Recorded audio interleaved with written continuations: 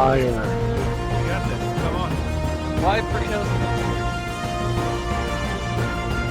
No. Right. Oh. Welcome back everybody to another video. Today we're talking about an advanced strategy when it comes to dogfighting. So if you haven't watched the core skills playlist here on the channel, I would highly suggest that you end the video and go watch the core skills playlist now. If you're new to the channel, welcome here. And if you're an old veteran and you want to get into the weeds with me, then stay tuned. Today we're talking about offensive versus defensive strategy when it comes to dogfighting. I know that Master Modes is in a testing format now, but the fundamentals of dogfighting really aren't changing that much. So I feel like this video will still be very relevant, even with Master Modes being the way that it is. I think the strategy going on here is something that a lot of pilots, I feel like, are lacking in their understanding of today's modern dogfighting environment. So the example I'm going to use here to start off with is the Arrow versus the Fury. Now we know the Arrow has a decent turn rate, decent weapons, size 1 shield, and a good profile. The Fury, on the other hand, has a smaller profile, better turn rate, decent guns, just less hit points. A lot of things about the Fury are better than the Arrow, even though on paper some may argue different stats here and there. But the point is, having a smaller fighter is obviously much better in today's modern dogfighting because smaller equals less hits. So, which fighter, Arrow versus the Fury, which fighter would be going defensive and which fighter would be going offensive? Some people may argue, well, you go offensive, defensive during the fight, and that's not really what I'm talking about. I'm not talking about specific strategies on certain turns. I'm talking about in general, if you are in the Arrow, are you aggressing onto the Fury or are you defending against it? The truth is with most dogfighting nowadays is if you are in the larger, less maneuverable, higher shielded ship, you are defensive against the smaller, more nimble, aggressive ship that's attacking you. And this is entirely based on the relative difference between the fighter you're flying and the fighter that you are defending against or offensively attacking. So, for example, the Arrow would be defensive against the Fury. The Fury would be offensive against the Arrow. In this next example, the F8 Lightning would be defensive against the Arrow, as the Arrow would be offensive against the F8 Lightning. So if you're in a dogfight and you transition from engaging a Fury, which you would be defensively flying against to engage it, and then you started engaging an F8 Lightning, you now would become the offensive fighter, and so now you would have to choose to close the distance to get underneath the guns and engage that target. You need to be able to identify if you need to go defensive or offensive depending on the enemy ship that you're engaging. If you treat every fight like you're the offensive fighter, you're gonna get in trouble. If you engage a Fury or an Archimedes or an M50, smaller, more nimble fighters in an Arrow, and you don't go defensive, you are gonna run into problems where you're gonna be taking trades out of turn rate and you're going to be losing those fights because you simply will not be able to get nose on target long enough to actually make the difference in the fight. Most Arrow and light fighter pilots I know, because there is only a very small group of fighters that actually can make the light fighters go defensive, fall into these kind of problems where they're engaging offensively the entire fight or the entire day, until finally they reach a fighter and a skill set from somebody who's able to make them go defensive, and they can't switch quickly enough to a defensive state. So let's briefly talk about what it means to go offensive and defensive. I'd like to use more examples here, so I'll show some B-roll footage of an offensive fight where I am in the ship that is aggressing onto another ship, and then I'll put in the bottom here a fight where I'm defensive, and we'll go into more detail. But basically what we're trying to get to here is if you're in the offensive fighter, okay, this could be anything from if you're engaging a Hurricane and you're in a Hornet, you're offensive in the Hornet. If you're in an Arrow versus Fury, you're offensive in the Arrow. If you are in Archimedes attacking an Arrow, you are the offensive fighter against the Arrow, right? So you need to understand that in order to go offensive, you need to do two things. One, you need to close the distance. And the big thing about closing distance is a lot of people get into these problems where they over throttle. They put their foot down or they twist their hand or whatever they use for their throttle, and they go as fast and as hard as they possibly can. And the problem is you end up overshooting your target, and this causes problems with the distance towards your target, where now you actually end up fighting in the mid to long range of the fight a bit too much. And this causes huge problems, because if you are too far from your target, the enemy that you're engaging is probably the more shielded, better gunned opponent is going to come out on top, because he's going to win the trade. As long as his accuracy is decent enough, you're going to lose that trade fight. In order for you to survive as the offensive fighter, you need to get underneath the guns and force the rate fight. Rate fight stands for the rate of how fast the nose can translate and turn onto the opponent. If you are turning and orbiting them faster than their nose can turn, you are in what's called a rate fight.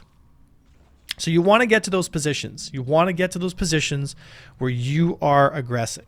Now, I'm going to throw you for a little bit of a loop here. If I'm in a hurricane and I have a gunner, am I offensive or defensive against an arrow? If you said offensive against the arrow, you'd be correct. Most people consider being in heavy fighters, you're mostly, a lot of the times, defensive against quite a few ships.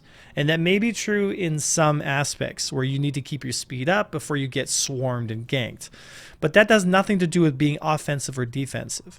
The idea is, when you target somebody, are you the one closing distance forcefully, or are you the one trying to keep your distance because they're closing onto you at a rate that you can't manage? If you're in a hurricane and your effective distance on weapons is only about 600 meters, you are the one that needs to close distance. A lot of good rules of thumb to live by if you're flying a heavy fighter is don't pull the trigger until you're actually within weapons range. A lot of times people do this thing called telegraphing, where they shoot too soon, telling the enemy fighter to go defensive at a time when you can't effectively apply damage. It's better to hold your trigger and wait until they're within 600 or 500 meters where you can actually apply damage, and then start shooting, instead of telegraphing too soon, letting the whole world know that you've got them targeted, and then for them to go defensive and pull range and eventually lose the target. So, offensive means closing distance, which means closing as much as you can, as carefully and in control as you can without over throttling. And defensive is when you're looking at the orbital direction of the fight and continuously looking for ways to increase the distance between you and the opponent. So, in defensive flying, we're not canceling momentum. We're actually doing the opposite. We're increasing momentum. So if somebody is orbiting you in a clockwise direction, let's say up and to the right on your screen, you're going to roll to the left and push away from them. Use your bottom thrusters to create the highest angle you can and push that circle wider as they get past you, increasing the distance between you and them. Because a lot of times if you're in the defensive fighter, you're the one that needs to increase the distance. Because if you can't, you will not be able to turn your guns onto the target. The only difference here, if you're using a turreted ship like a Hurricane, is you, as the pilot, need to understand that there is no rate fighting with a turret. Turrets have no limit. They can spin onto their target at any time. So if a fighter that's smaller and less gunned is getting close to you, you have the advantage. You, as the pilot, just need to make sure that you're keeping your momentum up, that you're understanding the geometry of the fight overall, and you're putting your gunner into a spot where he can effectively engage the target, which means you're the one closing distance on enemies, whether they like it or not. So, this being said, now that you guys have seen some basic examples of offensive and defensive flight, let's go a little more into detail about one of these fights, and I'll pause the video and explain in detail at what point the proper geometry should happen, depending on whether you want to go offensive or defensive. All right, so now we know the differences between offensive and defensive. And typically what most fighters should be kind of sitting at, you know, if you're in a Fury, typically you're going to be offensive against most of the ships you're engaging. Arrow, same kind of thing. But I want to be very clear here. Switching between offensive and defensive strategy mid-fight is the key to success in a dogfight.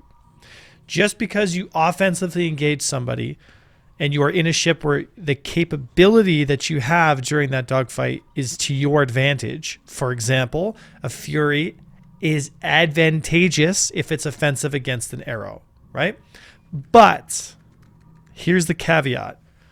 There are times where you need to go defensive and you need to do it because the overall battlefield has changed and it's not into your favor. For example, if you've lost shields, if you're low on boost and energy, if you're getting outnumbered, sometimes it's best to go defensive. Now, there's a difference between defending and defensive. Defending means that you are not engaging anyone while this is happening. Defending is when you are leaving the fight, when you are extending distance, using your flares, calling for backup. You have disengaged or are wanting to disengage the fight. Defensive means that you are currently engaging in the fight. You're just managing the distance against your opponent and forcing it so that they cannot close distance on you. Look at this example here. I'm in a glaive. I'm defensive against this Gladius. This Gladius is offensive against me. I want to keep distance from this Gladius. If you notice here, the fight, there we go, goes my way at the end. But the reason that fight was able to be successful is because I was defensive against the offensive Gladius. If I would have chosen to go offensive against him and he goes offensive against me, well, guess what? He's got a higher turn rate. It's a lot easier for him to get a position. I lose that fight. So the difference here is understanding at what point the enemy starts to go defensive and how can I best utilize that to my advantage. Right here, boom, I was offensive right up until I start losing that turn rate. I'm going defensive now, right? I want to keep my guns towards my opponent, but he's chosen to leave the fight. He wants to look for another target. That's fine. Again, here, I'm offensive against this Hawk. I'm closing distance, but I'm not getting too close because I still want to keep my turn rate. He doesn't seem to have picked me up. I'm offensive against this Hawk still. Boom, 3 shots. Got the kill. All right, so now I want to use an example here, which goes from us being an offensive, so we're engaging this arrow, to defending. So now we're defending because we're getting too many guys pressuring, too many guys on me. Got to get some distance here. Take a look behind me. Now I'm switching to a defensive strategy. So I choose who's engaging me. Obviously go back to defending here because I'm not engaging anyone. I'm just trying to get some distance, manage the fight. Okay. I want you guys to really think here the difference between defending and defensive, right? So let's turn around. Let's take a look, see who's behind us, see if there's any targets that we can pick up. Because if the engaging party, so let's say, let's take this arrow, for example, Swamp Wizard. Offensive arrow versus defensive glaive, right? He's engaging me, so his job is to close distance, right? Which he's doing quite well. So at this point, I'm going to defensively get some distance, use my main thrust to get some distance, keep eyes around me, see what's going on, because you always kind of want to be looking at your surroundings, looking at like who's around you, how can you best, kind of put yourself in a good position. Unfortunately, that Mustang didn't last very long. And again, right, looking around me, defensive against this this arrow, right? I want to get my shields and engines and that kind of stuff back up. And Swamp is still offensive against me until eventually he lets me go. Remember, guys, if you're in a low turn rate fighter, it doesn't mean that you still can't go offensive on certain targets. You just have to understand that if you're third partying someone, say for this example, I'm now offensive against the arrow, but the only reason I'm offensive against the arrow is because the arrow is not targeting me. He's not defending against me, which means it's my job to close the distance to gain a shot that I actually feel comfortable taking. But notice that if the arrow decides to turn his nose onto me, my strategy must change because the offensive ability of the arrow outstrips the offensive ability of the glaive.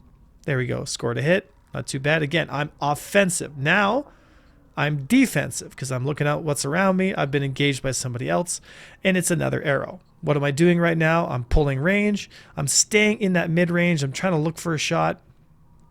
I'm getting really close, taking a couple more shots. But again, right, I'm getting surrounded. There's too many guys around me. I return to defending or disengaging the fight. Because in order for me to stay in that fight, I can't take 3-4 people on at the same time. Again, defensive against this oncoming arrow. I'm holding range. I'm not aggressively closing. I'm actually managing the delta between us because I don't want him overshooting and getting right past me. I want him right there. That's a perfect spot. That's exactly where I want him. In front of me, within 300-400 meters, and then I can get a good track. Now, he's too close. So I got to be careful. Again, back to defending. Staying defensive.